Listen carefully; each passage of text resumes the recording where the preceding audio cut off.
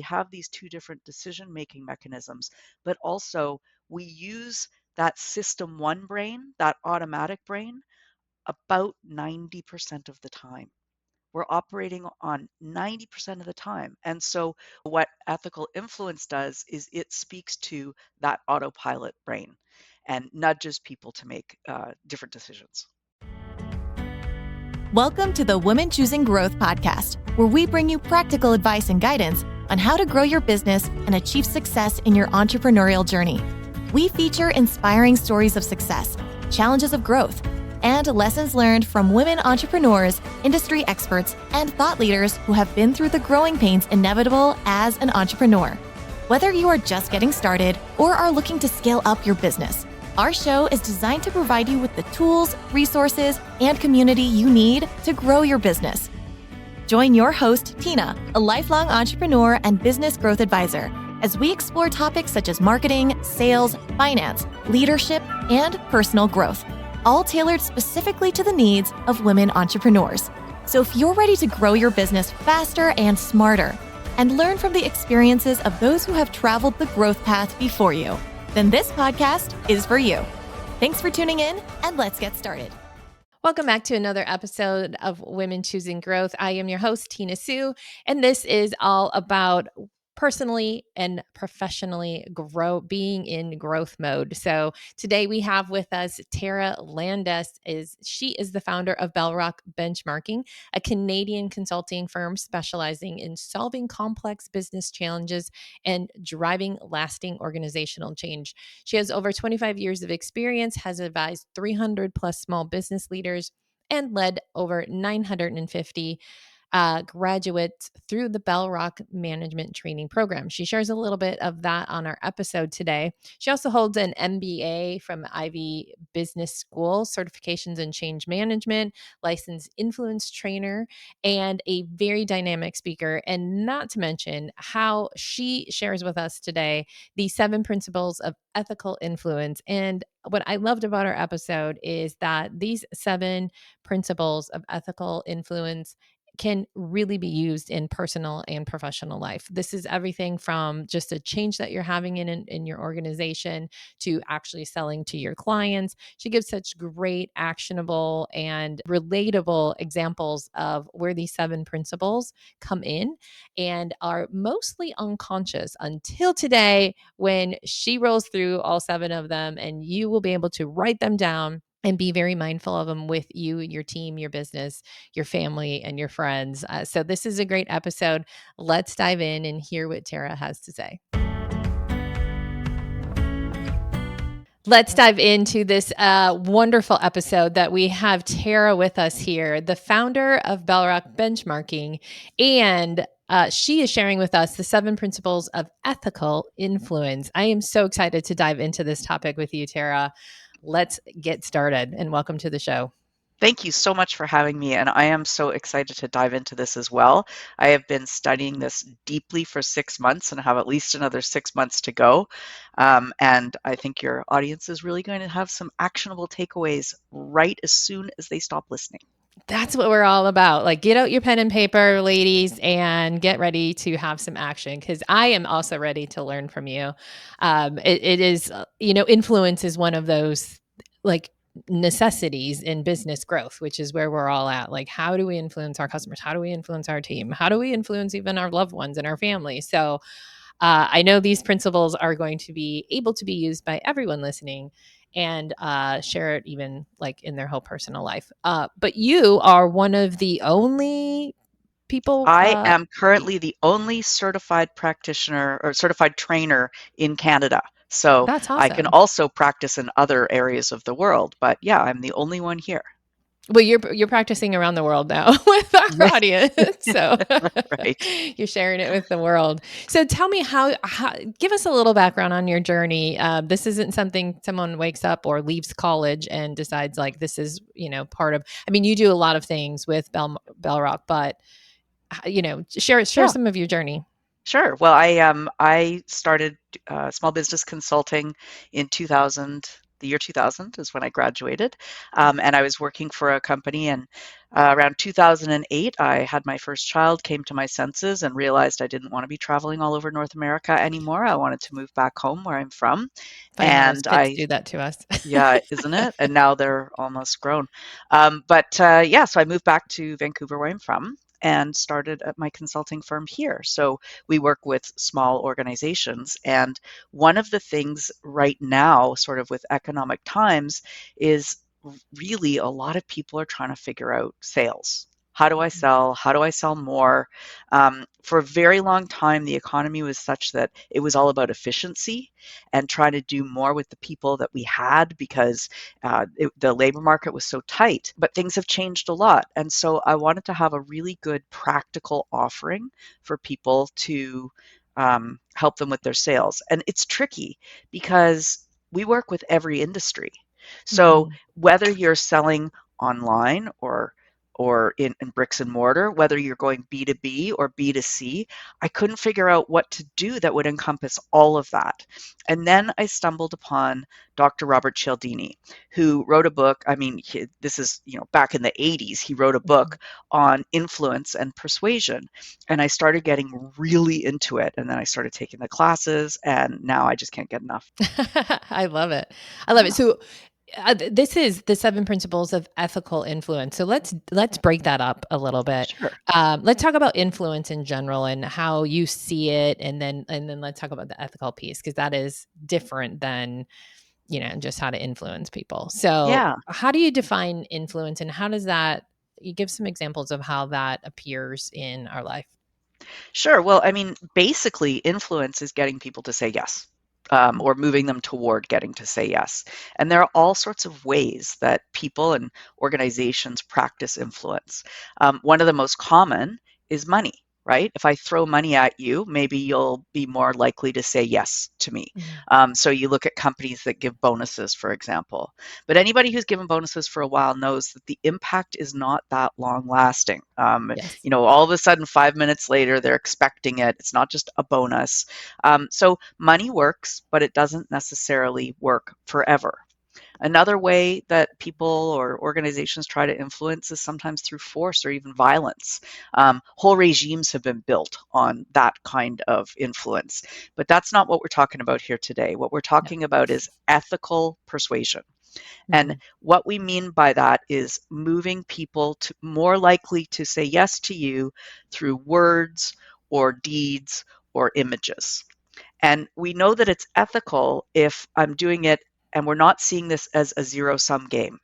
So if it's good for you and it's good for me, then it's ethical. It's when we're trying to trick somebody that it's not ethical. Okay. When we're when we don't have the right intention. Exactly, exactly. And Right. then, people talk about persuasion and sometimes they'll say, oh, well, it's manipulation. Well, manipulation is when you're trying to trick someone into it. Mhm. We're not trying to trick people. We're just trying to gently move them toward our way of thinking. And this comes back to the research, actually, Nobel Prize winner Daniel Kahneman. In 2002, he won the Nobel Prize. And he's a behavioral scientist, but he won the Nobel Prize for economics. Now, Mm. why would a behavioral scientist win a prize for economics? Well, he figured out that basically our brains operate in a couple of different systems. The system one brain is sort of the automatic, we just go throughout our day on autopilot. We're not really thinking about things. It's like if you see two things on a shelf and one's more expensive than the other, you sort of assume the more expensive one is better. But that's the thing, right? That system one brain is prone to error. System two is much more logical and methodical. Well, what he found is we have these two different decision making mechanisms, but also we use that system one brain, that automatic brain, about 90% of the time. We're Hmm. operating on 90% of the time. And Just so autopilot. That's the autopilot brain. you betcha. And so Mm. what ethical influence does is it speaks to that autopilot brain and nudges people to make different decisions. Okay. Interesting. So give me some examples of where this ethical influence has come in Oh, into the, into the business world? okay, I would love to. So there are 7 principles, and I'm going to use as an example the principle of reciprocity. Okay. So the principle of reciprocity states that if I give something to you, you are more inclined to give something back to me, especially if that thing is personalized and individualized to you. So, and if I give first. So if invite you to a party at my house, you feel inclined, kind of obligated to invite me to a party at your house. Sure. If I give you a birthday present, then when my birthday comes around, you're thinking, oh, I better get her something for that. So we're all familiar with that principle, give or take. Hmm. But there are really interesting studies that have been done around this and how we get influenced. So there's a lot of talk right now about tips, right? And the Yeah. automatic machine, and you automatically push the button. Okay, I'm going to take you back to before then, when we would actually have some sort of autonomy over how many tips, how much we would give in a tip. Without guilt. Exactly. And they did this study in a restaurant. So the server would come to the table, and they give the bill on like a little tray. You know how they do Hmm. that? So they Yep. would give the bill. That's the control. Then what they did is they had the server come to the table and give the bill on a tray, but they put some little mints on the tray as well. I'm sure you've experienced this before, Hmm. some little wrapped mints. Well, what they found is that tips went up 3% just by giving those little mints. And I got to tell you, like for me, I know when I was a server, 3% increase, that's actually a lot of money. I mean, that's a Yeah. 3% raise just for the cost of mints. But it gets so much better because then what they did is they went to the table, gave the bill, and then gave a mint individually to each person at the table instead of just leaving them on the tray. Well, Hmm. in that case, tips went up 14%. That's crazy. But it gets even crazier because then they tried it. They had the mints stacked on the tray. They gave them the bill. The waiter started walking away, came back and said, you know what, for you nice people, here's an extra mint for each of you. Tips went up 24%. So It's a mint. imagine for, well, in that case, it was 2 mints. It's way more Right. expensive. Yeah. But And imagine, like the little, Olive Garden gives the little Andes mints. I totally am. I'm in that moment with you right now. Yeah. yeah, exactly, the Olive Garden mints. And you wouldn't think that a mint would cause you to change your behavior in that way. But as I said, it's the system one thinking. It's just automatic. We're on autopilot. They gave me a gift. I should probably give them something back. So Hmm. that's one example of reciprocity in action. Okay. So that's one of the 7 principles? It is, yes. Okay. I like it. Another is liking. So liking says, all things being equal, I would rather buy from someone I like than someone that I don't like. Again, I think we're all sort of familiar with that. But what's crazy is the impact it can have. They did a study with KPMG, which is an accounting firm, and they used this complex algorithm to figure out, okay, how strong is the relationship between the accountant and their client, and they categorize them into weak, medium and strong relationships. And the people, when they gave an offer to those clients, the weak relationship people got a 30% acceptance, but the strong relationship people got a 70% acceptance, Mhm. just because of liking. And liking is such an easy thing to activate.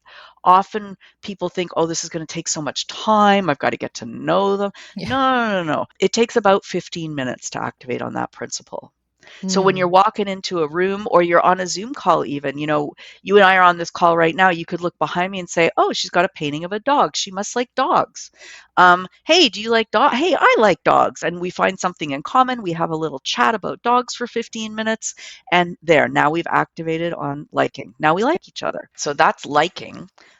Another principle that's similar to liking, but not the same. And actually, Dr. Cialdini found this one much later in his career, but this is the principle of unity.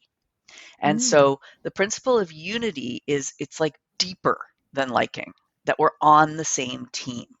So Mhm. I'll give you an example. If you do something for my child, it's like you did it for me. It has the same emotional impact because we're on the same team.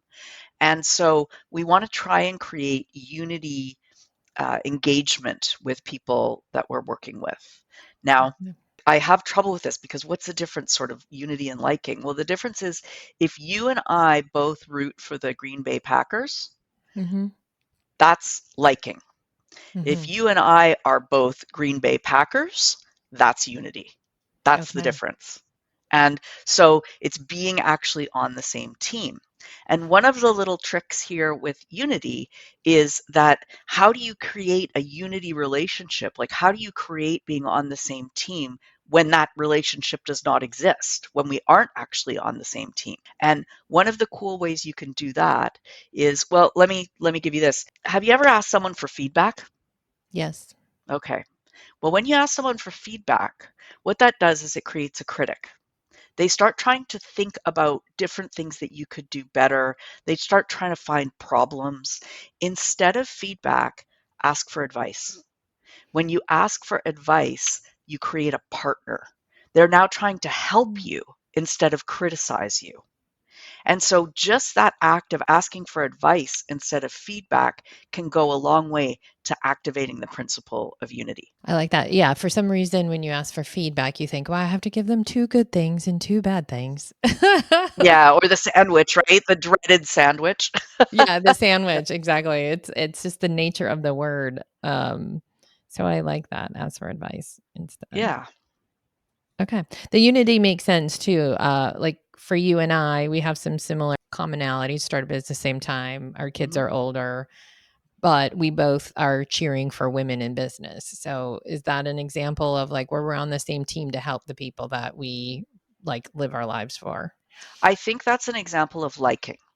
Okay. Because we have that in common, and so Mm-hmm. when you find common ground, that activates liking. But if I were to say to you, Tina, how should I do you have any advice for me on how I can reach this different audience of women that I'm trying to find to do business with, or that kind of thing? And you start helping me and coaching me Mm-hmm. in that, now you're on my team. Gotcha. So Working I can together more so? Yeah, Yeah, okay. exactly. Co-creating, really Okay. co-creating, finding a Co-create. project to co-create. So think about, I mean, look, we do team building and stuff like that in our business too. I mean, lots of consultants do this. You know, the thing where you got to build with the spaghetti noodles and the marshmallows, and they put you on a team to try and build something, or trust balls, or whatever it is. Yeah, The point, anxiety ridden. yeah, so the point is, though, they're trying to create a team. They're trying to create an experience that you share together. That's where they're trying to get into unity.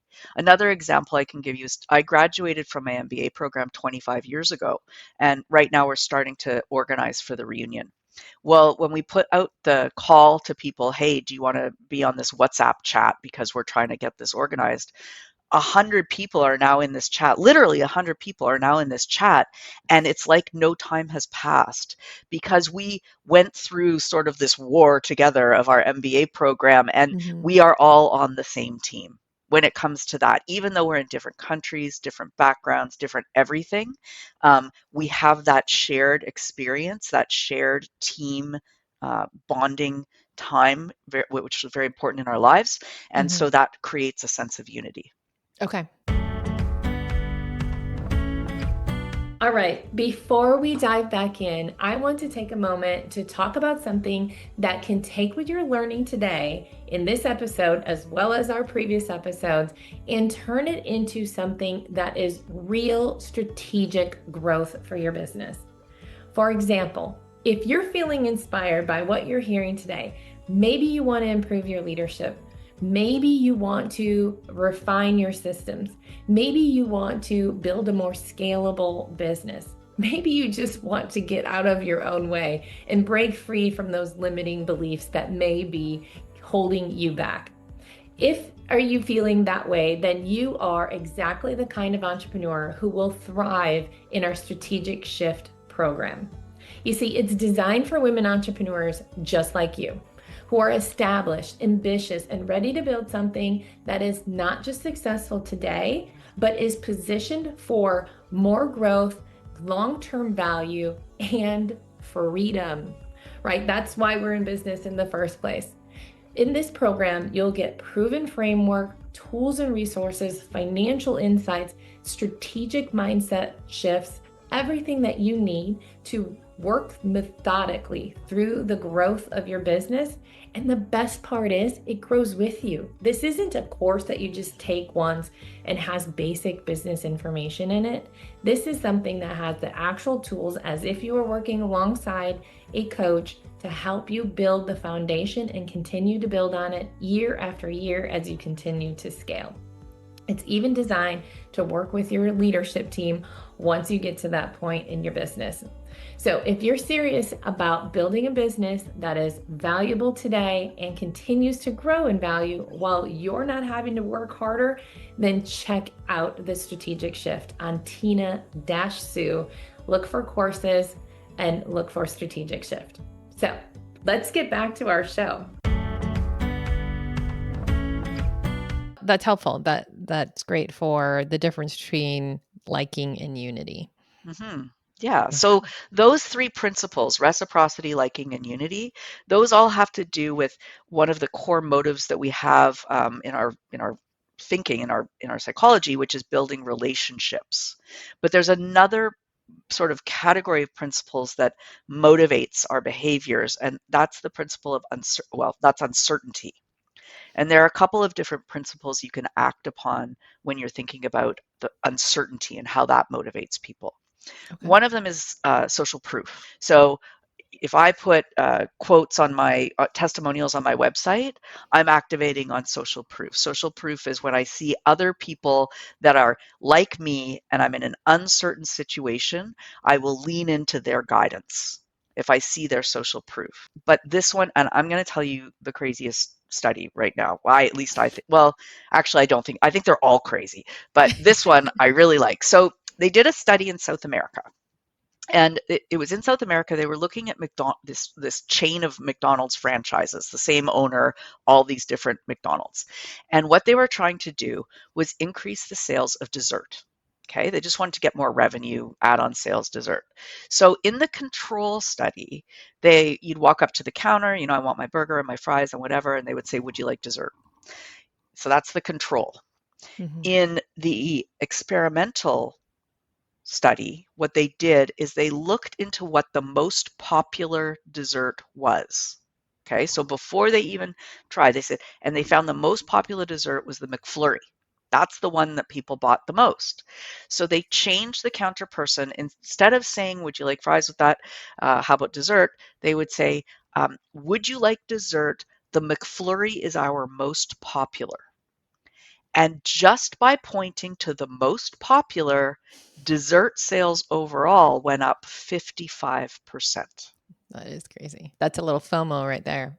Exactly. That's exactly what it is, right? We're afraid of missing out. I mean, that's also scarcity, which talks about a different principle. But it's that social proof. Oh, if other people are doing it, I guess I should do it too. Yeah. I mean, if other people want a McFlurry, I wasn't going to have dessert, but boy, if other people are having McFlurries, I guess I should be having a McFlurry. But It's not like you're actually thinking that. That would be your rational brain that would think like that. Right. It's happening automatically. Other people do it, I should do it. Have you ever well, I was in Japan last year with my friend. It was our 50th birthday treat to each other. Nice. And we see these lines everywhere. And so we just got in one. Because if other people are lining up, it must be something good. I'm not even kidding you. Yeah. And we did. We got in the line. We were like, let's check this out. Looks pretty good. They seem like they're about our age. Let's see what's happening here. That's an example of social proof. That's awesome. Yeah. I've definitely done things like that as well. Yeah. So that's principle number 4. The other principle that you can lean on when we're talking about that uncertainty is authority.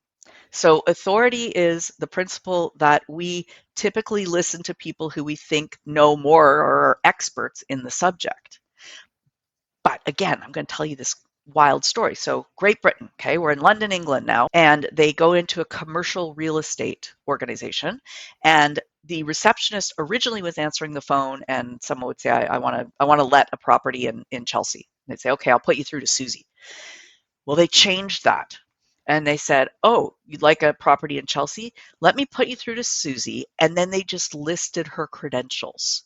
Susie's got 20 years experience letting properties in Chelsea. I'm sure she can help you.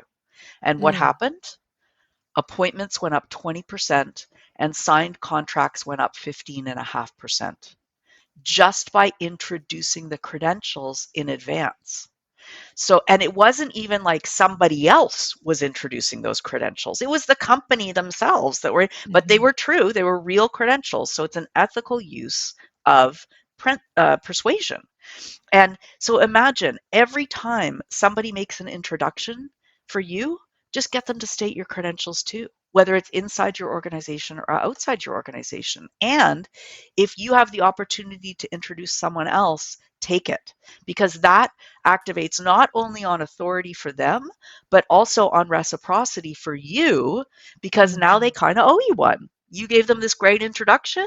They feel the need to give you a great introduction later. Gotcha. Okay. The So such, authority. yeah, so such simple tips to have such outsized impact. I can see how and we have a couple more to Yep. unwrap here, but I can see where this is intentional but unconscious also. Yes, exactly. That's Yeah. the neat Yeah. part of it. And once you're aware of it, you see it everywhere. Yeah. Um, It's like the bug, right? yeah, exactly, exactly. Okay, we got two more, and these have to Yes. do with motivation. Okay. So we're going to talk first about consistency. And consistency, while it is important for us to behave internally consistent, that's not what I'm going to talk about today. I'm talking about people saying yes to small things and that leading them to say yes to bigger things. And Mm. people want to be, once I've said I'm going to do something, they want to do that. And actually, on our website, we have a downloadable of something called the verbal upfront contract, which leans very heavily into this principle of consistency, and that would be free for your listeners. But the Okay. example I'm going to give you on consistency has to do, again, very small change. There was a restaurant in Chicago, and they were a reservation only restaurant. And so it was a great restaurant. Like, they wasn't a problem with the food or the reviews or anything like that. The problem was that they had a 30% no-show rate. And if you are a reservation only restaurant, that means you don't have a line of people to fill those tables. So imagine in your own business, if you end up with 30% less revenue every night than you thought you were going to have, not to mention the food waste, et cetera, it was a big problem. Not the So consistency they wanted. no, exactly. So the owner took a look at how they were getting their reservations, and he found that the receptionist, when she answered the phone to take the reservation, would say, "Will you?" She would say, "Please call us if you have to change or cancel." He changed it by adding two words and a pause. The two words were, "Will you?" Will you please call if you have to change or cancel your reservation? And then she paused and waited for an active yes. That changed the no-show rate from 30% to 10%. Oh, 100%. If someone asked me that and I said yes, I would be calling and if I couldn't make it Exactly, exactly. because I And so, committed. I gave my word, right? exactly. And you want to be consistent with your word. And so Yes. there's a difference, though. There are three different kinds of yeses you can get. One of them is that active yes. Yes, I will call if I have to change or cancel. The other is a yes, like, yeah, I heard you. It's not quite the same commitment.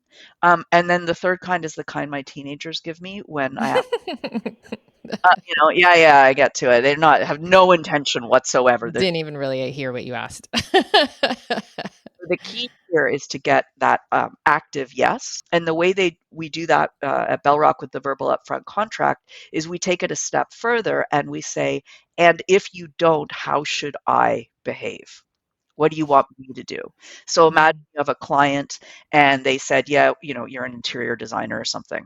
And they say, yeah, oh yeah, I'll get you the decisions on time. Don't worry about that. And we all know, more often than not, oh, I don't know, I can't decide on the tiles.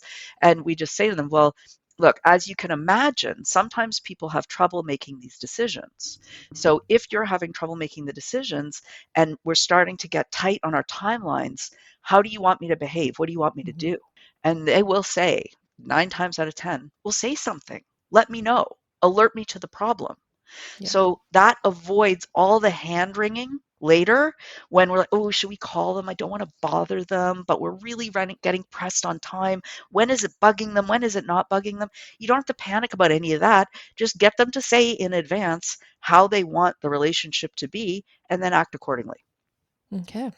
I do love that. Yeah. We've definitely done that with clients as well of, setting the standards up front and like, if Yeah, this doesn't go like this, how do you want to approach it? So totally.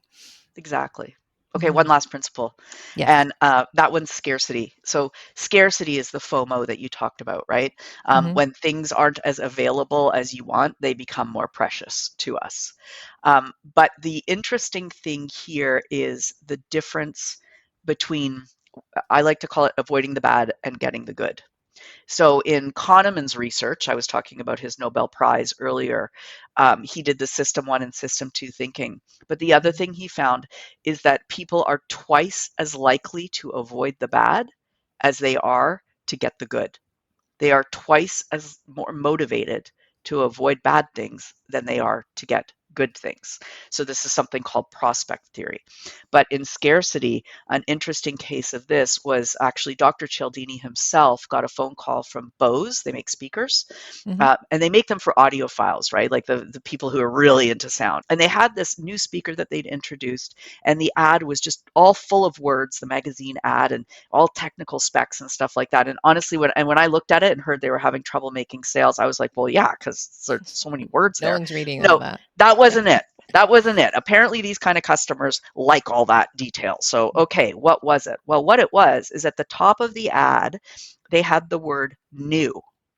And what they found is psychologically that new was actually making the existing sound that they loved feel scarce.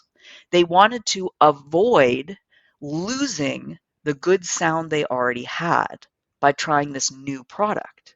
So instead of saying new at the top of the ad, he suggested they say, hear what you've been missing. Hear what you've been missing activated on the FOMO, and now we've got somebody who's like, well, I don't want to miss out on that. I better, I bet Yeah. maybe I better take a look at this. Sales went up 45%. Right. It's I already have something good, but there's something missing. Yeah, there's something better out there. I don't want to miss out on that. Hmm. That's So these awesome. 7 principles have so many different applications, so many ways of using them. I've just given you one on each of them. But if people are interested in learning more about this, we've got all sorts of resources, free and otherwise, that they can learn, because it's just so critical, I think, to anybody who has a business. Whether you're trying to get somebody, on board with your mission and your values and your purpose, or whether you're just trying to make a sale, these things can have a huge impact. I absolutely can see just from the simple examples like you had shared, nodding, going through the whole thing of, yep, yep, I've put myself in each of those situations. How would one kind of make this part of their strategy, right? When they're looking at, like, everyone listening is in business growth mode and, trying to stay ahead of of the things that happen in entrepreneur life. Yeah. So, and I know you work with entrepreneurs and companies on a regular basis. So how can someone put like these 7 principles into action, not just today because they're listening to us, but like in their quarterly meetings, in their strategy sessions, in their annual planning? How does this stay alive? Well, I think at minimum, they should just write them down and maybe buy his book, so that they've got them handy. And then look at all your different interactions. I mean, not all of them. Start with an important one. Yesterday, I was doing some sales training with a company, and we just focused on the lunch and learns because that was one of their main channels of getting business. And so we just dissected how they do lunch and learns. Okay, are you being introduced on the front end, or do you have that slide with your company's picture on it and you're telling them, the people, what's great? Because if you can just get the other person to introduce you, that activates reciprocity. Oh, and if you find out that somebody in that room is really into fishing, next time you talk to them, maybe you bring them, a great lure, or a map of fishing holes, or something to activate on that liking and reciprocity. And you can co-create. And so you just look at that one interaction that you're having. This is the Mhm. chunk I want to talk about, or this is my quarterly meeting. How am I going to do? Let's go through one by one. Just really dissect your principles, dissect your interactions, and apply the principles, or see where they can be applied. And I feel like a lot of things with moving companies, moving fast companies in Mhm. growth mode, there's a lot of change management that's happening. And that's where I kind of seeing this of not just the sales process, but like we want to get the team to buy Yeah, into the thing that we're going to be yeah, like exactly. ethically selling them on. Like, this is a good thing that we're going to add this new product line, or that we're going to switch from this pricing to this pricing, or whatever it is, right? Like Yeah, that well, change management, I feel like every one of these 7 principles should be looked at and be like, okay, how am I going to promote this to the team and get that buy-in as well? I totally agree. And when you think about change management, there's sort of the role of the leader and there's the role of the manager. So the leader is there giving the business case for change. Like, and they're really planted in the future, right? Here's what's happening out there in the world, and here's why we're doing this. Everybody, let's go this way. Come on board. It's And going to be great. yeah, and they're leaning on authority pretty hard, right? They're saying like, I'm the CEO, I know what's going on out there. Come with me. But when it comes to the managers, they can really start using consistency and say, okay, you said you want to be successful, individual contributor person in this organization. You want to work for a successful company. This is the way we're going to do this. So that's an example of just how the different principles would operate at different levels. Mm-hmm. Yes, I can totally see where this is. This is great stuff. Not any of these 7 principles are rocket science, but put together, they're pretty darn impactful, especially when we think about it in a different piece of that brain, if you will. Yeah, yeah, exactly. And that's why I got obsessed. I can see why, for sure. Now I I want to know all the cases and all the principles and how does it work online and, just everything, because there's just so much to it. Yeah, for sure. Absolutely. So tell me a little bit more about how you do work with companies through your Sure, coaching. yeah.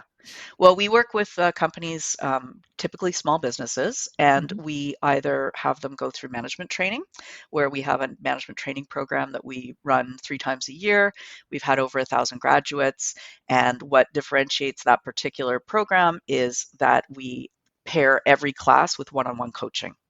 So every manager going through the program, they get really actionable tips like what we're talking about today, and they get tools and in the class, and then they have a couple weeks to try it themselves, and then we do one-on-one coaching to talk about how it went, help reinforce the behaviors. The first time you try something, you're not going to be that great at it, or at least Mhm. there's lots of room for improvement, and we don't want people to give up.